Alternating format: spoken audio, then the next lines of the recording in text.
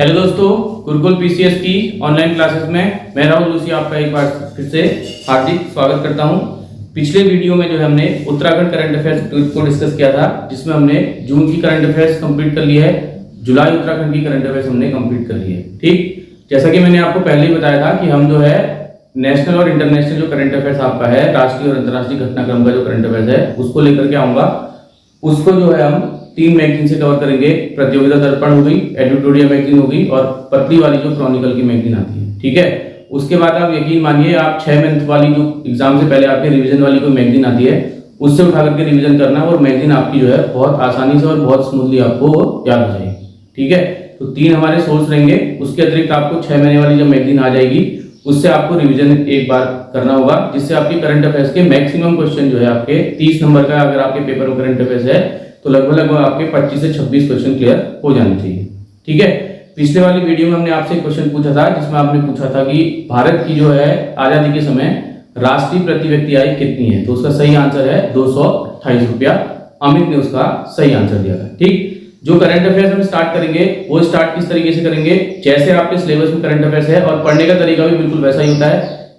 National current affairs की news अलग, international की अलग, स्पोर्ट्स की अलग, प्रमुख व्यक्तियों की अलग, अवार्ड्स अलग। ठीक है, जो आपको YouTube में करंट अफेयर्स की क्लासेस मिलेंगी वो मई, जून, जुलाई, अगस्त, सितंबर और अक्टूबर और नवंबर मंथ की। नवंबर लगभग आपको जो है 10 तारीख तक की करंट अफेयर्स आपको करनी पड़ेगी, क्योंकि यूकेपीएससी के पिछले बार के पेपर उठा के देखोगे तो उसने 15 या 20 दिन पहले की भी करंट अफेयर्स पूछी हुई है। ठीक, अगर पॉसिबल हुआ तो अप्रैल माह की भी आपको करा देंगे। अभी हम स्टार्ट मई से कर रहे हैं। ठीक है, तो पहले जो आपका जो पार्ट 1 इसका है, मई का पार्ट 1 है, जिसमें हमने लिया है राष्ट्रीय घटनाक्रम को लिया है। चलिए वीडियो की शुरुआत करते हैं। पहला आपका जो पॉइंट है वो है भारतीय संविधान का डोगरी भाषा में, भारतीय संविधान का जो है डोगरी भाषा में जो है प्रथम संस्करण जारी हो गया। ठीक हो गया, कहां जारी हुआ है? जम्मू विश्वविद्यालय। ये तो आपका हो गया करंट अफेयर्स का क्वेश्चन। इसके अतिरिक्त जो इसमें ट्रेडिशनल क्वेश्चन बनता है कि 8वीं अनुसूची में जो डोगरी भाषा है उसको शामिल किया गया था इस संविधान संशोधन से 92nd कॉन्स्टिट्यूशन अमेंडमेंट 2003 से किया गया था। और जो डोगरी भाषा बोली जाती है भारत के किन राज्यों में बोली जाती है? जम्मू, पंजाब और हिमाचल प्रदेश। तो तीनों चीजें आप पता होनी चाहिए आपको। हो सकता है एग्जामिनर किसी भी प्रकार का आपसे प्रश्न पूछ दे।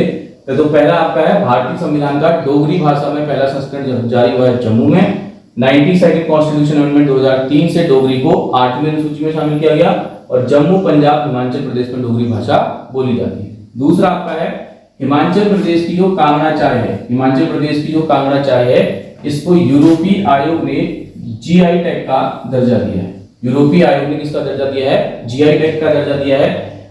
थोड़ा ट्रेडिशनल पार्ट भी कवर करना पड़ेगा। हिमाचल प्रदेश का राज्य के रूप में गठन कब हुआ था आपका? 1971, क्योंकि हिमाचल से क्वेश्चन आ सकता है क्योंकि काफी ज्यादा जो है आपदा इस समय वहां आई हुई है। ठीक, और एक चाय से आपका क्वेश्चन आता है कि उलंग नाम की जो चाय है कहां, किस उलंग नाम की जो चाय की पैदावार के लिए कौन सा देश प्रसिद्ध है? तो उसका आंसर है ताइवान। कई बार ये आपका क्वेश्चन एग्जाम में आया हुआ है। ठीक, और एक साइंस का क्वेश्चन किससे बनता है जिसमें क्वेश्चन आपका पूछा गया है कि चाय में कौन सा एसिड पाया जाता है? तो चाय में जो है आपका टैनिक अम्ल पाया जाता है। तो आप ये चीजें याद रखिएगा। ठीक, तो हिमाचल प्रदेश की कांगड़ा चाय को जो है यूरोपीय जो आयोग है उसने जीआई टैग का दर्जा दिया है। हिमाचल प्रदेश का राज्य के रूप में गठन 1971 में हुआ।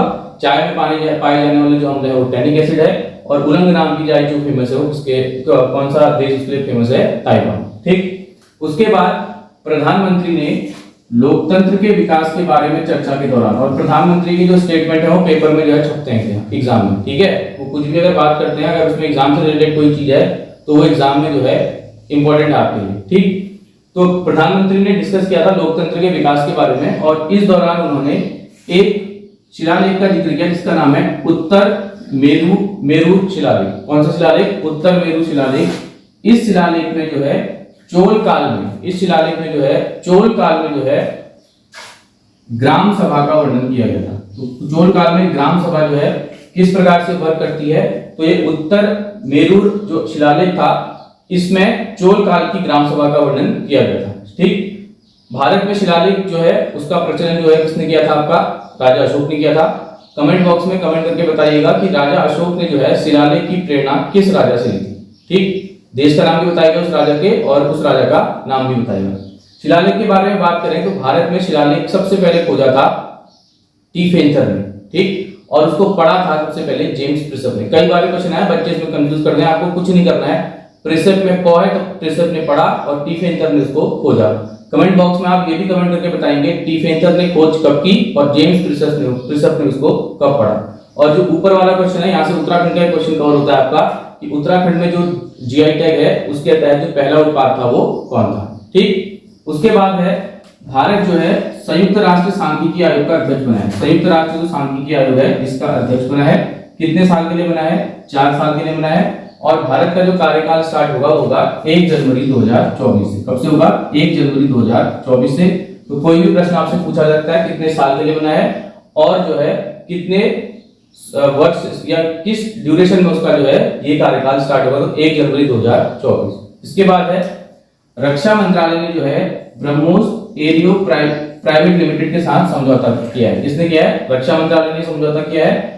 ये जो आपका ब्रह्मोस एरियो प्राइवेट लिमिटेड है ये भारत और रूस के बीच एक जॉइंट वेंचर है। ठीक, भारत और रूस के बीच एक जॉइंट वेंचर है जो लंबी दूरी की मिसाइलों को तैयार करता है। किसको तैयार करता है? लंबी दूरी की मिसाइलों को तैयार करता है। तो एग्जाम के लिहाज से ब्रह्मोस मिसाइल, वैसे भी आपसे ऐसा भी क्वेश्चन पूछा जाता है कि ब्रह्मोस मिसाइल किस किस के बीच एक मिसाइल समझौता है? भारत और रूस के बीच। ठीक, उसके बाद भारतीय राष्ट्रपति जो द्रौपदी मुर्मू हैं ये सुखोई MKI-30 की उड़ान भरने वाली भारत की क्या बन गई है? तीसरी राष्ट्रपति बन गई है। ठीक, तो ये सुखोई विमान है, ये रूस से हमने लिए थे।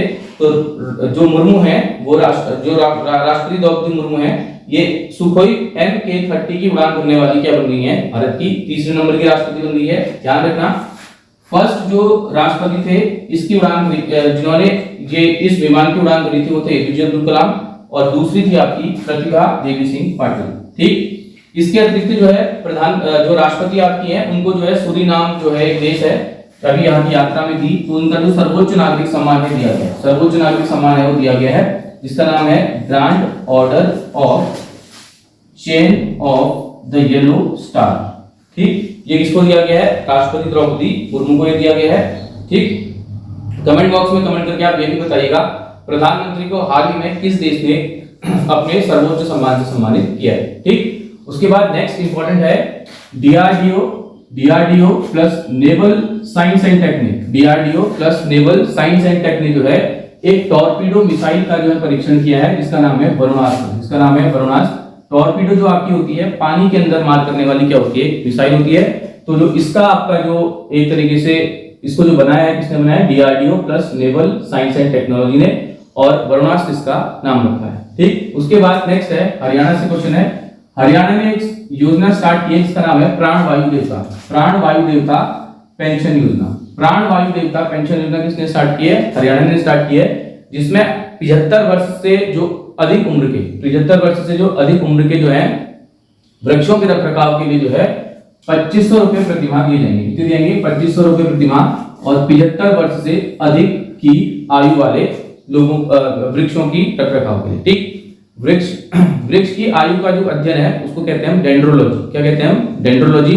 और जो इसकी जो वार्षिक आय है यानी किसी वृक्ष की आय की गणना जो है उसकी एनुअल रिंग को गिन करके किया जाता है। क्वेश्चन भी आपका साइंस के लिहाज से इंपॉर्टेंट है। ठीक, आपके एग्जाम में साइंस भी आ रही है ठीक ठाक लेवल की, तो थोड़ा बहुत ट्रेडिशनल के साथ आपकी साइंस भी इसमें 2-3 क्वेश्चन कवर हमने कर दिए। उसके बाद नेक्स्ट है वेरी इंपॉर्टेंट, देखो जहां भी मिलेट्स आएगा मोटा ना जाएगा वो आपके एग्जाम में छपना है क्वेश्चन, ध्यान रखिएगा। ठीक, और अभी मैं बताऊंगा इससे बहुत बढ़िया और बहुत कंफ्यूजिंग सवाल क्रिएट होता है जो अधिकतर बच्चे गलत करते हैं। ठीक, पहले देखते हैं न्यूज क्या है। मोटे अनाज को बढ़ावा देने के लिए फाल्गुनी शाह के साथ प्रधानमंत्री मोदी ने एक गीत को गाया है जिसका नाम है एबंडेंस इन मिलेट्स। ठीक, मिलेट्स वैसे भी इंपॉर्टेंट है। देखिए 2 प्रश्न इससे बनते हैं confusion. International year of millets, ठीक, ये 2023 में घोषित किया यूनाइटेड नेशन ने, और भारत ने इसको 2018 में घोषित किया था national year of millets. National year of millets, तो ये भी आपका इंपॉर्टेंट है। नेशनल ईयर ऑफ जो मिलेट्स है वो आपका कब घोषित किया गया? वो घोषित किया गया वर्ष 2018 में, और जो इंटरनेशनल ईयर ऑफ मिलेट्स है वो आपका है वर्ष 2023 में। ठीक, इसके बाद आपका है next QS ranking. QS ranking जो है जारी की गई है जिसमें भारत के 45 स्थानों को जो है इसमें जगह मिली है। भारत के 45 स्थानों को इसमें जगह मिली है, और जो इसमें पहला स्थान आया है पूरे विश्व में वो आया है MIT, जो एक बहुत जानी मानी संस्था है अमेरिका की, और भारत से जो संस्थान को इसमें रैंकिंग मिली है, वो सबसे जो टॉप रैंकिंग मिली है वो मिली है IIT बॉम्बे को। तो ये पॉइंट भी आप याद रखिएगा। इसके बाद रिसर्च एंड डेवलपमेंट को बढ़ाने के लिए जो है एक भारत सरकार ने एक योजना स्टार्ट की है जिसका नाम है, एक मिशन स्टार्ट किया है, आयोग स्टार्ट किया है जिसका नाम है उच्च स्तरीय अनुसंधान एवं विकास। उच्च स्तरीय अनुसंधान एवं विकास को बढ़ावा देने के लिए एक फाउंडेशन बनाया गया जिसका नाम है नेशनल रिसर्च फाउंडेशन। ये जो नेशनल रिसर्च फाउंडेशन है, ये रिसर्च एंड डेवलपमेंट का काम करेगा। भारत अभी भी जो है अन्य जो देश हैं उससे रिसर्च एंड डेवलपमेंट में जो है काफी ज्यादा अभी पीछे है। इसको प्रमोट करने के लिए, रिसर्च एंड डेवलपमेंट को प्रमोट करने के लिए प्रधानमंत्री की अध्यक्षता में जो है इस नेशनल रिसर्च फाउंडेशन का गठन किया गया। ठीक, उसके बाद नेक्स्ट है वैश्विक बौद्ध सम्मेलन। वैश्विक जो बौद्ध सम्मेलन है इसका आयोजन कहाँ हुआ? नई दिल्ली में आयोजन हुआ है।